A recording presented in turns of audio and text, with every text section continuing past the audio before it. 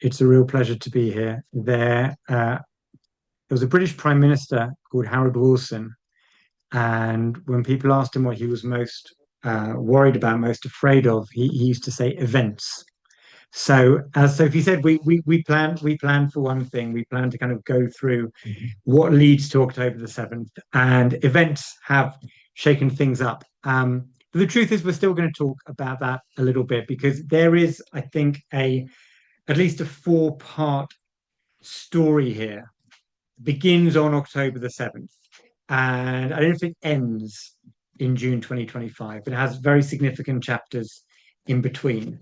And I think about this a lot because, in addition to being the editor of Fathom, I also speak to a lot of groups who visit Israel. And I also teach gap year classes, modern Middle East, Israeli Palestinian conflict.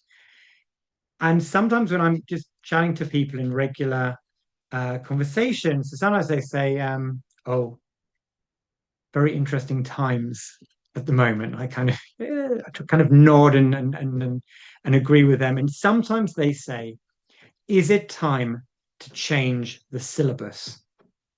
Is it time to change what you teach?" Because the truth is, you can't teach the modern Middle East in the same way you taught it 2 years ago. And you can't teach the Israeli-Palestinian conflict in the same way that you taught it 2 years ago. So we're actually going to start by putting on our June 2023 hats. Remember where you were in June 2023? On the one hand, it was only 2 years ago. It was also a lifetime ago. I actually think one could argue that there have been at least four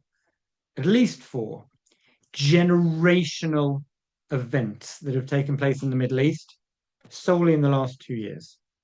So we're going to go through from kind of June 2023 to June 2025 and see how things have changed and how one thing in some ways we're going to try and join the dots. But we're going to start, and I'm going to share a screen in a moment. I'm going to start by putting on our June 2023 hat. So let me just share the presentation. And what I'm going to do to begin with, and some of these we're going to spend more time on than others, but I'm actually going to give six, they're not reasons, but 6 factors, 6 components without which I don't think you can understand why or how October the 7th takes place. And then we're going to go from there.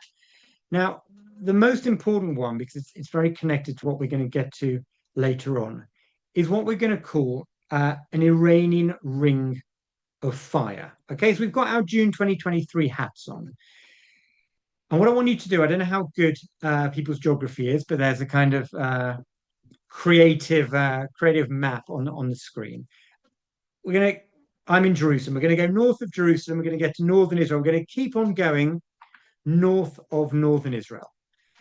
We're going to get to a small country with a weak, again, June 2023, okay, a weak central government within that country is a very powerful non-state organization.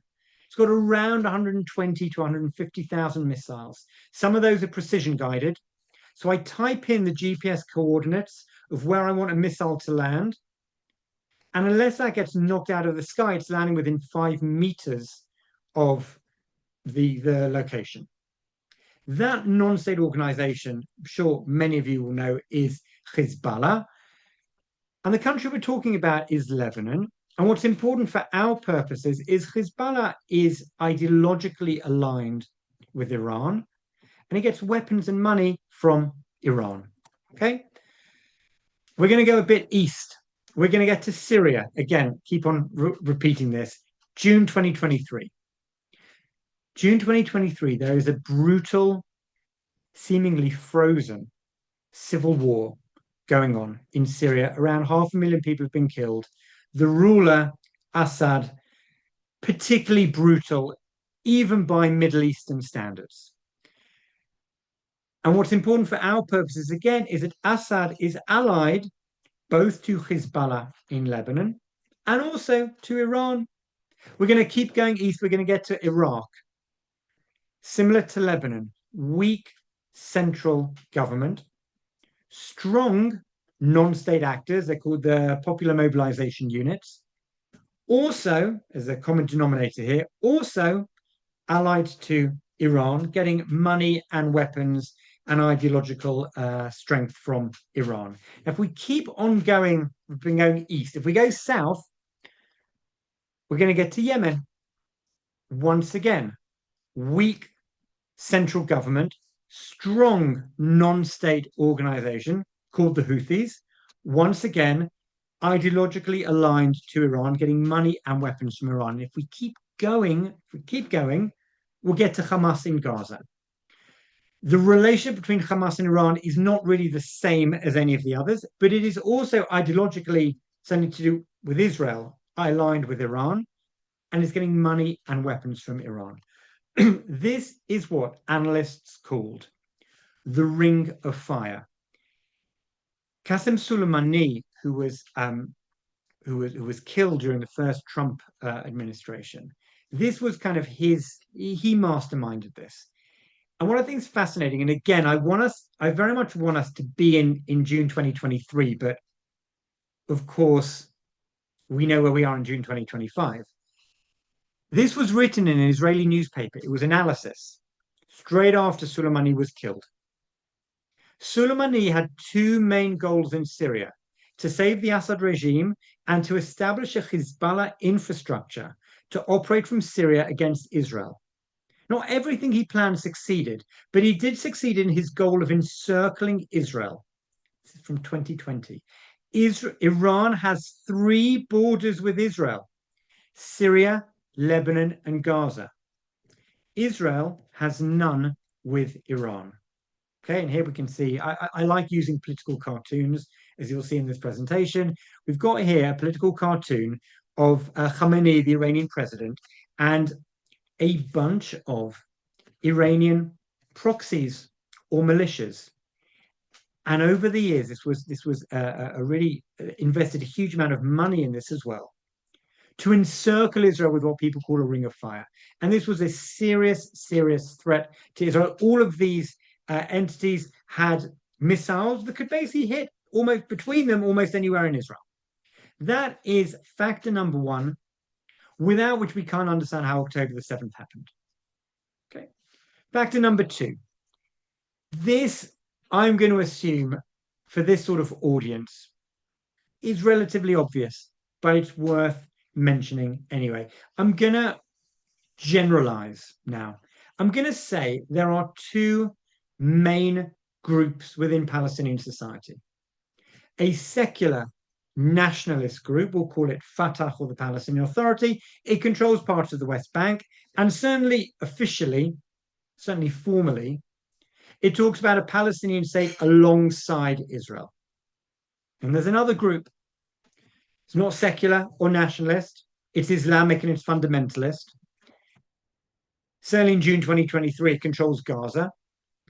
And its formal aim is not a Palestinian state alongside Israel. It's an Islamic state in the entirety of the land between what I might call Israel, the West Bank, and Gaza, what someone else might call historic Greater Land of Israel, what someone else might call historic Palestine, what people on campus might call from the river to the sea, even if they're not exactly sure which river and which sea. It's all the same place. All of that needs to be an Islamic state. This is obvious. We can't understand how October the 7th happens without understanding Hamas's ideology. Now, I want to play a little game now, and I'm wondering on Zoom the best way of playing it. And I think what we'll do, Sophie, you can advise me. So I'm going to ask you a bunch of questions, and I think the best way of answering them will be to do some sort of logo by your names. Okay. We've had on our June 2023 hats. I now want to put on my Palestinian hat. I'm going to tell you what the Israeli-Palestinian conflict is similar to. Okay. And I want you guys, not if you agree, if you've heard it before, I want you to No, do something on Zoom. Sophie, what's the You best way of us doing can this, do you think? you can react with hands up. React with a hands up. Um, Okay. I'm going to give you four different things this conflict is similar to from a Palestinian perspective. And I want you if you've heard it before, I want you to respond. The conflict is like Russia and Ukraine. Again, not if you agree.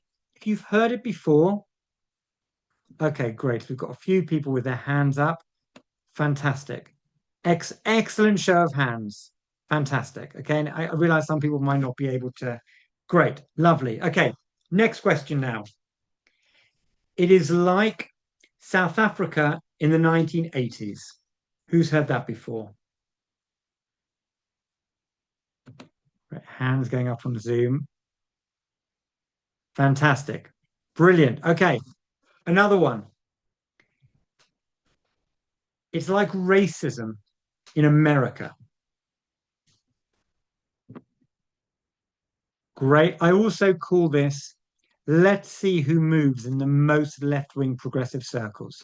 So I'm very impressed so far by the audience. And we've got, oh, okay, fantastic. One last one. This conflict is similar to the French in Algeria. It's colonial. People heard that before? That's probably the most niche one. Excellent. You've been an excellent audience. Okay, thank you very much. Bye-bye. I'll see you. No, okay. Now, okay, so great. So thank you for sharing that. So I want to explain why that's particularly clever. Okay, so again, so what does that mean? What does that mean from a Palestinian perspective? What's the conflict about? So the first one is about an illegal military occupation, okay, Russia, Ukraine. I always say, if there's any Putin sympathizers here, I apologize in advance. I don't want to offend anyone. If there's any big MAGA supporters who think Zelensky started the war, then I apologize in advance. But generally, the first one is an unjustified military occupation. What's the solution? The solution is that illegal military occupier needs to go home. What's the second one about? The second one's about apartheid. What happened with apartheid? That regime was dismantled. The third one is about racism. What's the solution to racism? Don't know, but it's bad. The fourth one is about colonialism, the French in Algeria. And the reason I'm mentioning this is because I don't think we can understand October the 7th, or even the brutality of October the 7th, without understanding that, yeah, on the one hand, Hamas and Hezbollah and Iran have a religious prism, but they also have a prism of the Jews, the Jews as colonialists. And if the Jews are colonialists, the way to get them out is by brutal armed struggle. When the Algerians killed enough French over enough years in a brutal enough way, in the end, the French went home. We cannot understand the brutality of October the 7th without understanding that this is a similar prism. The idea to kill enough Jews over a long enough time in a brutal enough way, in the end, the Jews will go home. Now, you probably don't need me to tell you that this is a fundamental misunderstanding, both of the history of Jews' connection to the Holy Land and also the future, also the solution. Because if you think the Jews are going home, there's something fundamental you haven't understood about the Jewish people's connection to Israel. Jews aren't going home because we are home. But if we want to understand what happened, we have to understand that perception of Jews as a colonial entity that will one day have disappeared. That's factor number 3. Factor number 4. So far, the type of Islam that I've focused on, kind of Hamas, Hezbollah, Iranian type of Islam that sees the Jews firstly as infidels and as settler colonialists. That if we kill enough of them, they'll go home. That's one perception within Islam, but there's another one as well. And in April, September 2020, some really fundamentally important agreements. They're not peace agreements, they're normalization agreements, are signed between Israel and several Arab states, Bahrain, Morocco, United Arab Emirates. They're called the Abraham Accords. The Abraham Accords is a really interesting description of an agreement. Again, I want us to think about this. On the one hand, we have Jews are settler colonials who have no connection to the Holy Land. And if we brutally kill enough of them, they'll go home. Where's home? I don't know, Poland, Russia, who cares? On the other hand, we have something called the Abraham Accords. Now, why are they called the Abraham Accords? The Abraham Accords represent something very, very deep. That Jews and Arabs have a shared lineage, a shared ancestor. Abraham, Avraham, Ibrahim, who, according to tradition, lived here in Israel. That's interesting. That's interesting. I'll tell you what it doesn't mean. It doesn't mean we all get into a room, we talk about all the big things: terrorism, occupation, refugees, Jerusalem, statehood, etc. And it just takes us 10 minutes and we tie it all up with a nice little ribbon and we walk out and we're best of friends and we walk into the sunset holding hands. It doesn't mean that. It does mean that there's a fundamental recognition that Jews have a historical, religious, cultural connection to the Holy Land. That's really interesting. That's really important. And we currently have in the region a battle of ideas. Are the Jews settler colonials who, if we kill enough of them, will go home? Or are the Jews an integral fabric of the Middle East? Put aside borders, put aside where the line goes, who have a legitimate right to national self-determination. Those are two arguments going on within Arab and Muslim countries. Why is this? I mean, this is interesting. Why is it important? It's important because the fourth component is going to be that if we had our June 2023 hats on, if this was a talk in June 2023, we would talk a lot about this emerging normalization agreement between Israel and Saudi Arabia. There's one big Sunni country that doesn't sign on to the Abraham Accord, Saudi Arabia. But as 2023 goes on and on and on, there's more and more talk that this is going to happen. When I used to speak to groups, I would often say, we don't know why Hamas attacked on October the 7th, but I think it's reasonable to assume that foiling the Saudi normalization agreement is one of the factors. We now actually know, minutes of a Hamas meeting came out, that foiling the Saudi normalization agreement is an integral part of the timing of when they attack. That's factor number 4. Now, factors number 5 and 6 are less geopolitical. And the truth is, I don't really want to spend a huge amount of time on them, but I want to mention them anyway. I think they're important. The 5th one relates to the domestic unrest that was in Israel between January and, for want of a better date, October the 6th, 2023. It revolved around what the government called judicial reform and what opponents called the constitutional coup. I don't know if anyone was here during that time, but every Saturday night, over 100,000 people are demonstrating in Tel Aviv against the government's plans. Don't really want to go into the argument. Basically, the government was right-wing. The government argued that the court was overly leftist. The government represents the will of the people, and it wants to implement right-wing policies, and the left-wing court is stopping it. And therefore, we, the government, need to strengthen the executive branch over the judicial branch. Opponents said, and I have to admit, I don't know what the political structure is in Holland.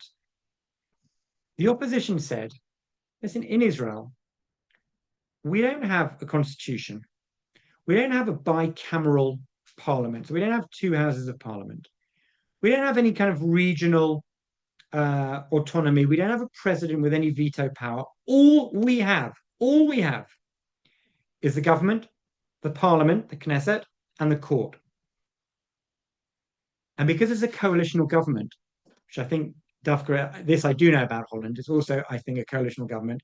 You can't have a government unless you control the parliament. So actually, it's the government and the parliament and the court. That's all we have. You want to strengthen this and you want to weaken that. And you've got a bunch of Israeli politicians on trial for corruption charges. That sets us on the way towards an autocratic regime. That, in short, is what the government and the opposition argued. But the bottom line is that there was big domestic strife. It turns out, and there were warnings, our enemies are watching. Our enemies think we're weak. Our enemies think that our deterrence has been eroded.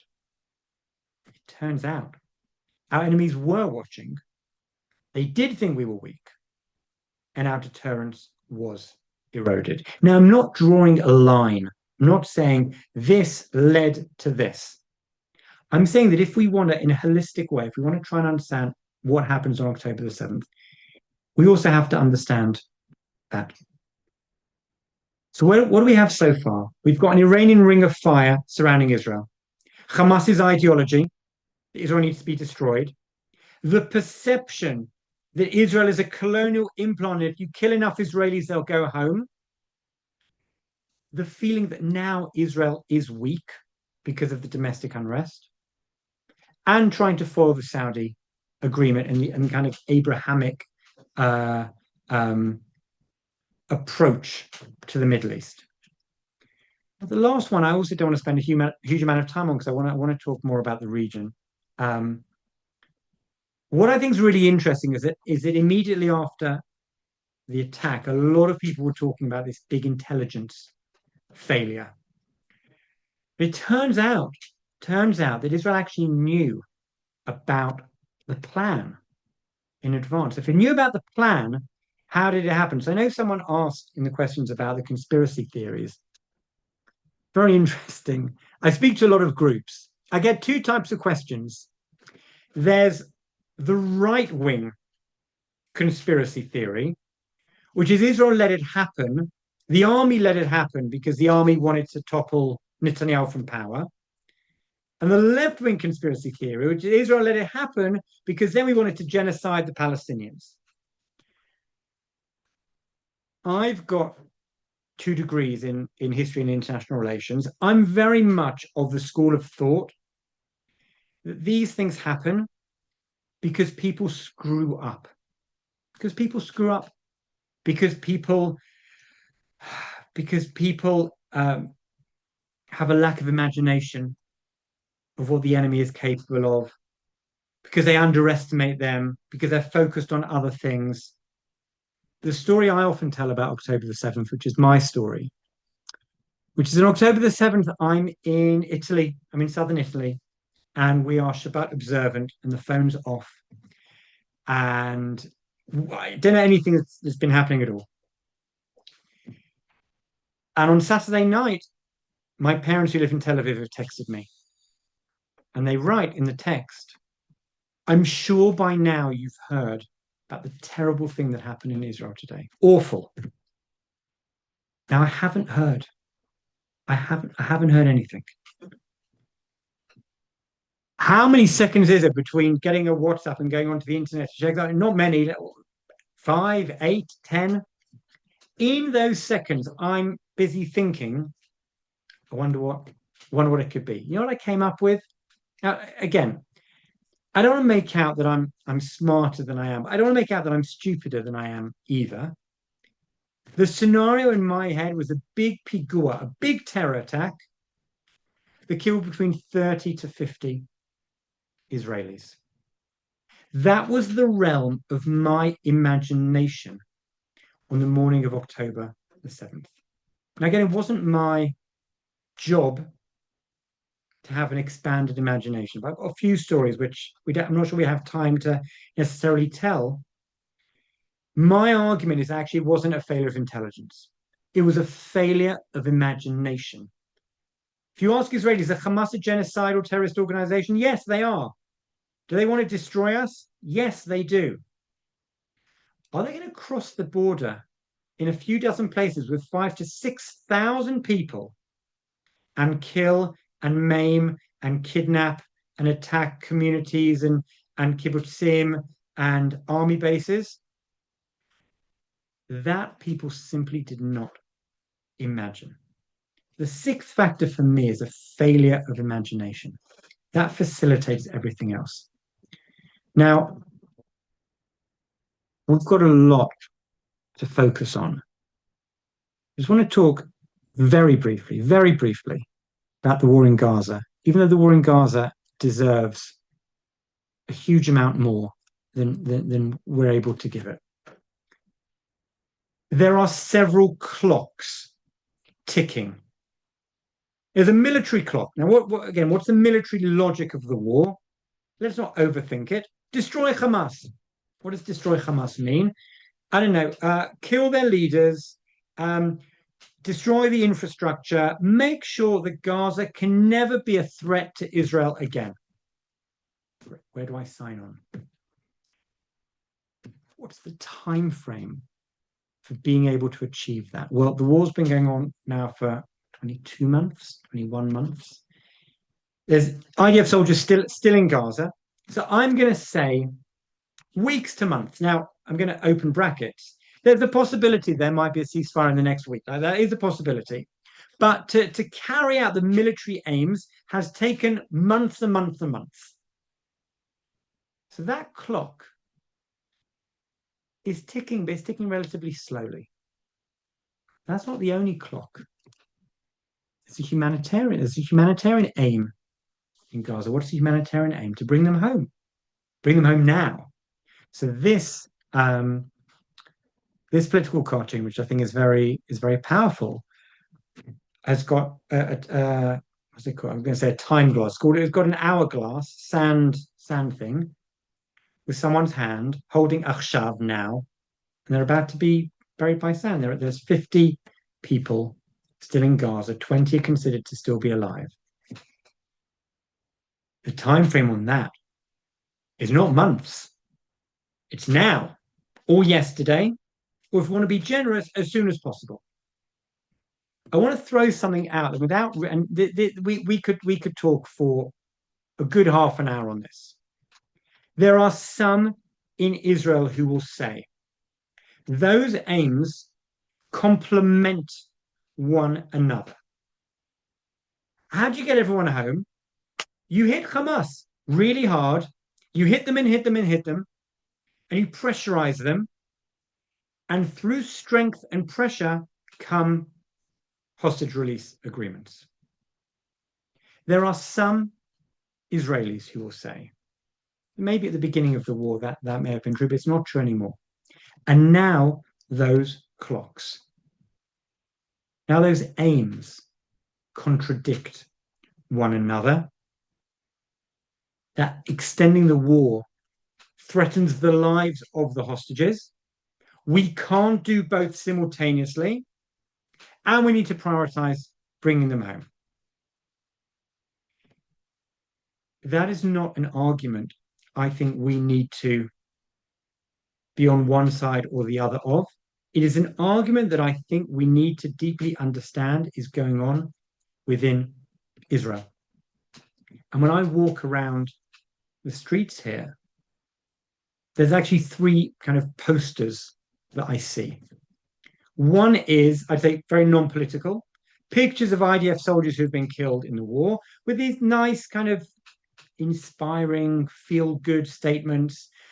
A good friend, always first, proud to serve his country, stuff like that. And then there's two others. One, which I'm sure you've seen, bring them home now. pictures either of everyone or specific hostages with their age. Remember, there's one, Segev Kalfon, 26. 26 is crossed out. 27. 27 is crossed out. 28. Bring them home now. Another set of posters we see are other IDF soldiers who've been killed with the phrase in Hebrew, Ad Hanitzachon, until victory. And victory, according to that logic, is not bringing everyone home. It's getting Hamas to surrender. These are two views within Israel, held by people who have suffered immensely, immensely over the last 22 months. That is one major challenge for how the war is currently being fought. Now, I have other things on the Gaza war, but I want to move on. I want to move on. Now, we began with our June 2023 hats, and then we talked about October the 7th, etc. Now I want us to put on our June 2024 hats. Now, on October the 8th, 2023, Hezbollah begin firing rockets at Israel. Okay?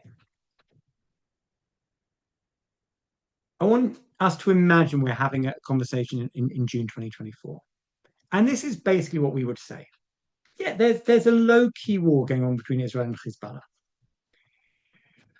But if it ever becomes a full-blown war, we have got big problems in Israel because they've got 120,000 missiles that we talked about at the beginning with the precision guided, a couple of hundred, etc. And we in Israel, if a war breaks out, are going to have to go into our safe rooms, not for 10 minutes, probably for 3 days. Make sure you've got water, make sure you've got food, maybe get an electric generator as well, because they're probably going to hit the electricity. We might lose electricity. And when we come out, hopefully Israel will have won, okay? But Beirut will be in ruins, half of Tel Aviv will be in ruins, and a whole chunk of Haifa will be in ruins, and there'll be thousands of Israeli casualties.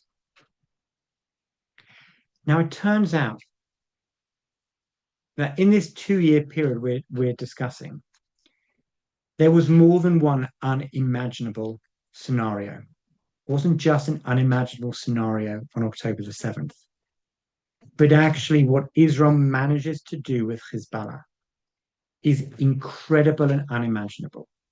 So whether that's the pagers that explode or the beepers, or knowing where Hassan Nasrallah, the leader of Hezbollah, is,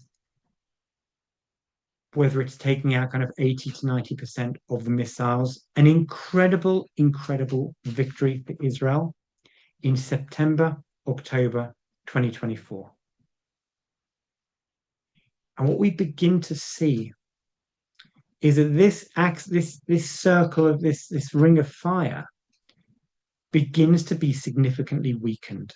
Hezbollah is part 2 of ours. Part 1 is October the 7th. Part 2 is basically the decimation of Hezbollah. If Hezbollah was a company, a business company, it lost its CEO and its deputy CEO and its deputy CEO. It lost its entire senior management. It lost a whole bunch of middle management, and a whole bunch of regular workers can't come in anymore because they're on sick leave. That is the achievement Israel made with Hezbollah. And then in December, another part of the axis of resistance collapses. Assad, this frozen conflict that had lasted 13, 14 years, suddenly it starts moving. It becomes unfrozen very quickly. Jihadists take over Aleppo. And people are still saying, do you know what? Assad's rule is very stable. Within 48 hours, Assad is on his way on a plane to Moscow, and 50 years worth of Assad family rule in Syria is over. The new leader of Syria, Ahmed al-Shara, is a very, very interesting man. We don't know if he's going to end up returning to kind of jihadism, or actually if he's going to kind of embrace the West and whatever. One thing we do know, the alliance with Iran is absolutely broken. Okay, Iran and Hezbollah's responsibility for tens, I'm being generous, tens of thousands of Syrian Sunnis were murdered by Assad, Iran, and Hezbollah. That relationship is also broken. Then we get to Iran itself. Now Iran attacked Israel twice, once in April 2024, once in October 2024. And in response, Israel basically knocked out the Iranian missile defense. Okay, they had what we thought was these sophisticated Russian S-300s. Israel destroyed them. And what I used to say to groups is that if Israel wanted to fly to Iran, it could fly through Lebanon and there's nothing to stop it. It could fly over Syria, there's nothing to stop it. Through Iraq, nothing to stop it, and get to Iran, and there's no missile defense. And the only thing stopping Israel is basically the American administration. We were having a discussion about Israel trying to foil Iran's nuclear capacity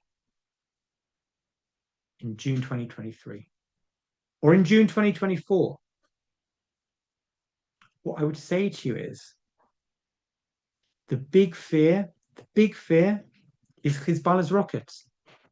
They've got 120,000 rockets. If we hit Iran, if Israel hits Iran, Hezbollah will hit us. But what about a situation where Hezbollah has been decimated and there's no Assad and there's no Iranian defenses? And this is then part 3 of our story, where the war in Gaza has a lot of discussion and debate over. There's a lot of domestic strife within Israel. There's a lot of political unrest and anger at the people who were in charge on October the 7th and who are still in charge now and who have not admitted responsibility nor accepted to do a state commission of inquiry. It's a lot of problems. And I talk about Israel moving between October the 6th, where we were at one another's throats, and October the 8th, where we were united. But on a regional look, on a geostrategic look, Israel's situation was significantly better. We see here the two cartoons. So this is Abba Pagum, basically means like a dad who's, not 100%, like a damaged father. And whether it's Hamas or Hezbollah or the Houthis, all of these have taken big blows. The other one is the bookends of Hamas in Gaza and of the Houthis in Yemen. And so all of this leads up to June 2025. I will add, this is all before June 2025. Just go through. Okay, so on the right-hand side of each of these pictures is Khamenei, the president of Iran. This is Qasem Soleimani. He was the head of the Quds Force, which is connected to the Iranian Revolutionary Guards Corps. He's the guy we started with. That's January 2020. Nasrallah, the head of Hezbollah, killed in a bunker in October 2024. Hania, one of the leaders of Hamas, killed in Tehran in, I'm going to say August, September 2024. Yahya Sinwar, another leader of Hamas, killed in Gaza. And Assad, another ally of Iran, no longer in Syria, living out the rest of his life in Moscow. This is the lead up to June 2025. The first chapter is October the 7th, and we've looked at what leads to that chapter. The second chapter is the destruction of Hezbollah. The third chapter is Assad's collapse in Syria. We have in the background also the destruction of the Iranian anti-missile systems. And that is what brings us to the 12-day war, for want of a better word. And I want to try to talk a little bit about, again, I want to tell you a pet hate of mine. A pet hate of mine is people who know something's just happened and people know exactly what it means and what it means for the future as well. We don't know. There are lots and lots of things that we don't know. You notice that everyone's become an expert on this 400 kilos of enriched uranium that's somewhere. All suddenly big experts on 400 kilos of, we're all suddenly big experts on how you build a nuclear bomb and the difference between 5% enrichment and 20% and 60% and 90%. So I want us to have, me included, a little bit of humility. Something very significant happened here. Again, talked earlier about generational events. October the 7th is a once in a 50-year or more event in Israel. I believe it's the worst day ever in Israel's history. I believe when we teach history in the future, we will teach it from May 48 to 6th of October, 2023, and then onwards. Not everyone agrees. That's perfectly fine. That is more than a generational event. The collapse of Hezbollah is a generational event in the Middle East. The collapse of the Assad family in Syria is a generational event in the Middle East. The war with Iran is a generational event in the Middle East. They're generational events. They happen in 2 years, 2 years in between one another. Now, I actually think in 10 years' time, this will all be one story. And even now, I'm connecting it as part of different chapters, but they're not. One didn't inevitably lead to the other. We'll create it into this nice little bow of how it all fits in, but these are separate events. So why does the war happen? With the humility that this has just taken place. I think there's basically a perfect storm. Were Iran about to go nuclear? Were they 2 months away? Were they 6 months away? Were they 1 year away? Israeli intelligence, which that kind of became the debate. Well, how close were they? For me, I'm not sure that's the right question to ask. It was clear to Israel that a decision had been made to move forward on the nuclear project that had spent 30 years doing. How exactly close, for me, is not the question. There was a decision to do it. There was also a threat of ballistic missiles that Iran were able to make or replenish quicker than Israel thought they would. The war began when Iran had around 2,000 ballistic missiles. And between Israel taking out the missile launches and between having an extremely good missile defense, some missiles got through, but a very small amount. If Iran has 10,000 ballistic missiles in a year or two, a war like this looks very, very different. And so you take that and you add the ballistic missile threat, and you add the entire components of what I described before. There's no Hezbollah, there's no Assad, there are no missile defenses, and the person in the White House is probably not opposed to it. You put those things together, and it is an opportunity to strike Iran that would probably not have presented itself in the future. That's why it happens. What can we learn from it? Again, this ended 2 weeks ago, and it was an extremely significant event. I want to just give a few suggestions. I think Iran that built up, spent billions over decades, firstly building up its proxies, which have been decimated, and building up its nuclear capacity, did not really believe that America would strike in order to prevent Iran going nuclear. Now, and again, I think what's again, everyone, what happened at Fordo, what happened in Isfahan, what happened in Natanz, etc. There were trucks, they were going in, they were going out, all of these questions. It was completely destroyed, it was just degraded, it was this, it was that. We don't know the answers to those things.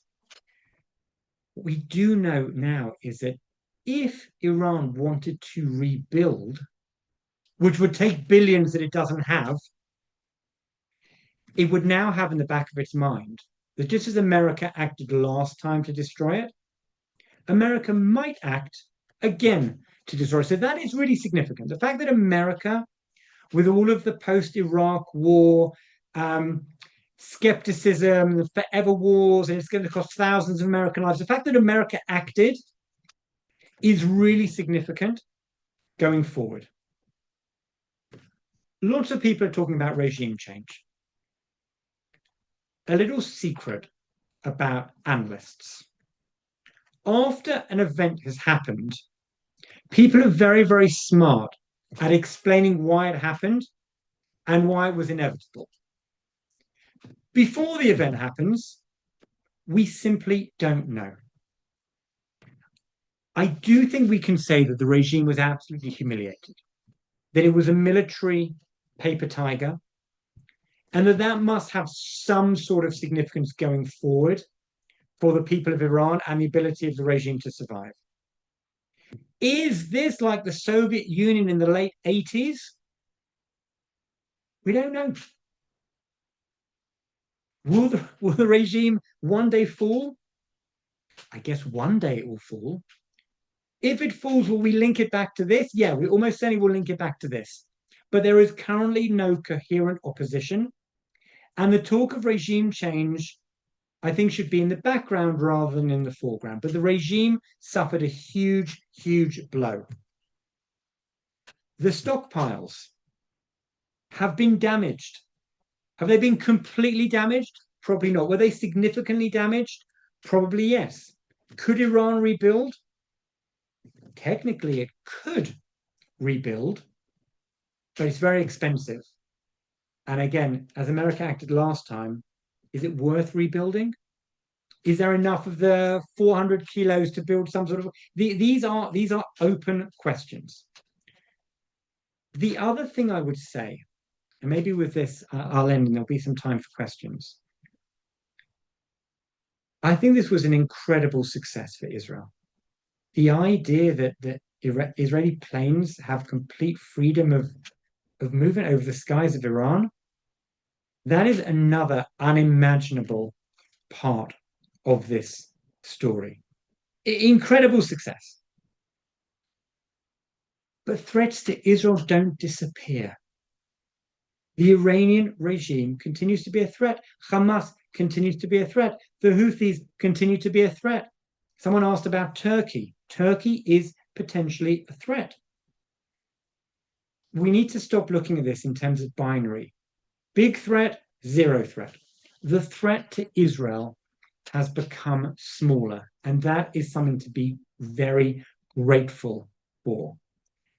I think the way we speak about destroyed, historic, I'm not sure how helpful those are. Iran continues to be a threat, but the threat Iran posed on the 1st of July is significantly different than the threat it posed on the 1st of June. That is something to be very, very grateful for. So there's a lot more we could talk about. We don't really have time. For me, this is a story in 4 parts. The first part is October the 7th. And part of October the 7th, an integral part, is the Iranian strategy of the Ring of Fire. And the second part is the decimation of Hezbollah, and the third part is the collapse of Assad. And all of those things together bring us to a place where the 4th chapter is possible. It's a 12-day war between Israel and Iran. And I would be wary of people who say that we know exactly what this means. But there are certain things we do know. We know that the regime took a big blow. We know that the nuclear stockpiles and the ballistic missiles took a big blow. We know that there is now a precedent for America acting successfully and specifically in the Middle East without going towards regime change, etc. And I think that all of those things going forward will be true. But we also need to be a little bit humble about the broad strokes of what this means going forward. So this is a story in 4 parts that we are living through, that we're all living through. We don't yet know how the story ends, but it's been quite a ride so far. So with that, I'll end the formal part of the presentation. And thank you all for being here and for your attention. And Sophie, what's the best way of doing questions? Yeah. So first of all, thank you so much. You brought the story really clear, and I think for most people, you brought a lot of clarity. So now we have time for questions. If people have questions, you can ask them in the chat, and then I'll ask them to you. I saw a few questions already, so let's just start. Yeah, so the first question, do you think that Iran and its proxies succeeded in permanently frustrating the Abraham Accords process with the 7th of October and the aftermath, especially in the international wrongfully framing of Israel and the negativity that Israel has now? That's a great question. I'm worried that I'll say yes, and then in 2 weeks' time there'll basically be a news flash that Syria has joined the Abraham Accords, and then this whole presentation will be seen as a disaster. I think, listen, the collapse of the Iranian axis has suddenly provided a possibility of Lebanon and Syria at some stage joining. I think there's a very, very good chance of that happening at some stage. The big ones are the Saudis. And it's an interesting the way the question was framed, because I would tweak it to say, has the war in Gaza, which obviously originated in October 7, has the war in Gaza and the destruction in Gaza and the casualties in Gaza, has that succeeded in foiling normalization with Saudi Arabia? And I think I don't want to go off on too much of a tangent. I'm aware of the time, but for a long time, the center left in Israel said, if you want peace with the Arab world, we need to make peace with the Palestinians. And the right wing said, the Arab world, they don't care about the Palestinians at all. We can make peace without any movement on the Palestinian issue. And they're kind of both a bit right and a bit wrong. We don't need to make peace with the Palestinians for normalization with the Arab states, but there does need to be some sort of progress or political horizon for the Palestinians. For Israel, I believe, and I may be found to be wrong in 2 weeks' time. I think there need to be some sort of political horizon for the Palestinians in order for normalization with Saudi Arabia. So now the question is, has October the 7th and the war in Gaza made a political horizon for the Palestinians much, much harder for the Israeli public to support? I think it has. Does that mean that there's not a way of squaring the circle? I don't know. I guess we'll see. So I think in some, the decimation of the axis of resistance, Lebanon, Syria, Hezbollah, Assad, has very much expanded the opportunity of the Abraham Accords. But I think the ongoing war in Gaza has made it harder to forge a normalization agreement with Saudi Arabia.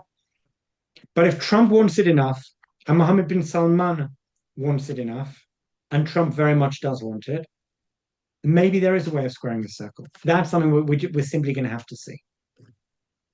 Okay, thank you. There's a question that builds up to the last part you said. Yes, so there seems to be military victory, but isn't the international resistance more dangerous? And how will democratic president in the US operate in the future? So now Trump is obviously very pro-Israel. What is it changes and economic and military sanctions? Um, yeah. Yes. So there's a few components of that. There's an article called "The Golden Age of American Jewry is Over." It was written soon after October the 7th, and what it talks about is the two big, most powerful movements in America are MAGA and kind of progressivism. Now, I don't want to get over, I don't want to get overly political, but the argument was neither likes Jews, and both are trying to destroy a kind of American centrism that helped Jews to that was post World War II that helped Jews to thrive. And so it's not about do you like Trump, do you not like Trump, etc. It's about is American Jewish life fundamentally changing in the aftermath of October the 7th and the war in Gaza and Trump and American First and isolationism and progressivism, etc. And the answer could well be yes, it is. You talked about Muslim influence in Europe. I think you guys would know better than me. What I will say is that if I think often Israelis say, "Oh, the world hates us, so what can we do?" And they also might say the most important thing is to have America on side. We don't really need anything else. But the F-35s have parts in the UK, and I think I may be wrong. I actually think they have parts in Holland as well. And so a situation in which the ICC and the ICJ rule against Israel in all sorts of different ways, it's not even necessarily bottom up. It could even be top down. And someone says, listen, I'm sorry, but you've been accused of genocide. We cannot, our law says we cannot sell you arms anymore. That can become quite a strategic issue for Israel. No, we're not that far away. Just a couple of things need to move for suddenly Israel to have a big problem in Europe. So, I don't want to ignore the domestic stuff because you could argue, and again, you guys would know better than me. Yeah, there's Muslim influence, but then there's a backlash to Muslim influence, and then there's kind of far right influence, and then what it is for Jews, I don't know, but theoretically for Israel, then people could kind of be more sympathetic. So it's difficult to know exactly how that goes, but there's a good argument to say that American approach to Israel is fundamentally changing, and that when this war is over, the domestic feeling within Europe about Israel will have also fundamentally changed. And we could create a scenario where that really creates strategic challenges for Israel. I could very much imagine such a scenario happening. I can imagine a different one, but I could very much imagine that as well. Okay, thank you. See here another question. Why does it seem impossible to eradicate Hamas totally? That's a It's great question. mhm. Listen, I'll add to the question. Okay. How can it be that you can take out an Iranian general and nuclear scientist 2,000 kilometers? I'm sure you've seen the photos of the kind of building, and like a rocket went through the third floor and nothing else. You can take out nuclear scientists 2,000 kilometers away, but you can't destroy Hamas. The war in Gaza, which is increasingly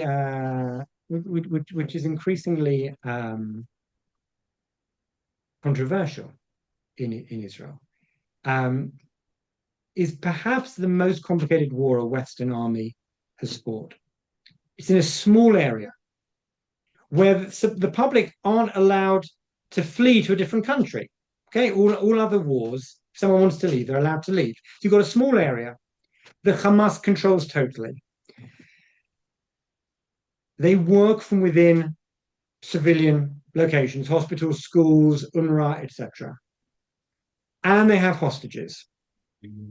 All of those things together make it extremely difficult. And I would add that fundamentalists are not very good at surrendering.